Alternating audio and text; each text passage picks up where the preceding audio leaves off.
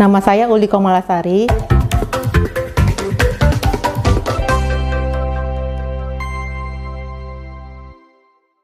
Saya bekerja di sebuah perusahaan BUMN. Jadi suatu hari saya ditugaskan di cabang Kuala Namu. Jadi mungkin kemarin karena dijemput sama drivernya hampir jam 7, saya lari-lari untuk keluar rumahnya. Dan memang ternyata naas, saya terpleset di depan rumah dengan posisi terduduk.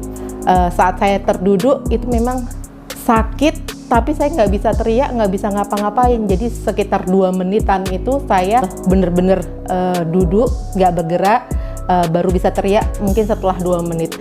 Karena memang sakit, ketika saya teriak, suami saya dan anak-anak langsung cekatan membawa saya ke rumah sakit.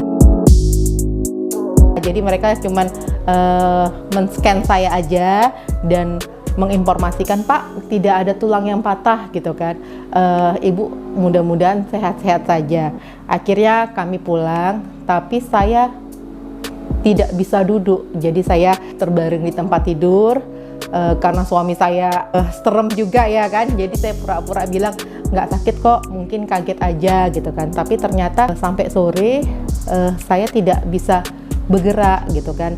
Tapi karena takut terjadi apa-apa dan lain-lain, atau takut mereka cemas dengan saya memang memaksakan diri untuk memaksa duduk dan berjalan. Sampai akhirnya besoknya ketika bangun juga tidak bisa bergerak. Hari kedua, alhamdulillah saya bisa berjalan pelan-pelan. Itu juga mungkin karena saya paksakan. Tapi ternyata efeknya di hari ketiga, keempat, kelima saya bisa duduk tapi tidak bisa berdiri. Saya berdiri tapi tidak bisa duduk. Itu kejadiannya hari Kamis.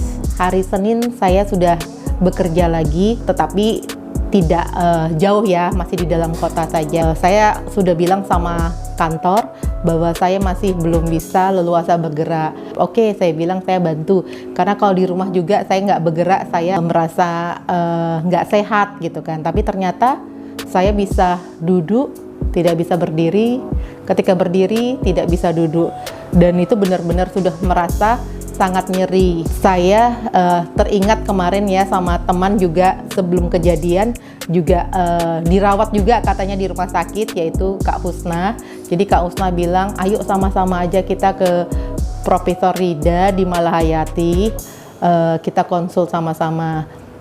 Jadi karena ada Kak Husna, jadi cerita-cerita orang ya, kalau misalnya kita harus datang ke klinik saraf kejepit dan lain-lainnya itu yang mengerikan, agak ya udahlah kuat, coba gitu bareng-bareng kok sama Kak Husna gitu. Dan ternyata lucu memang, Kak Husna sudah 1 hari di opname dan sudah melakukan MRI ya namanya ya.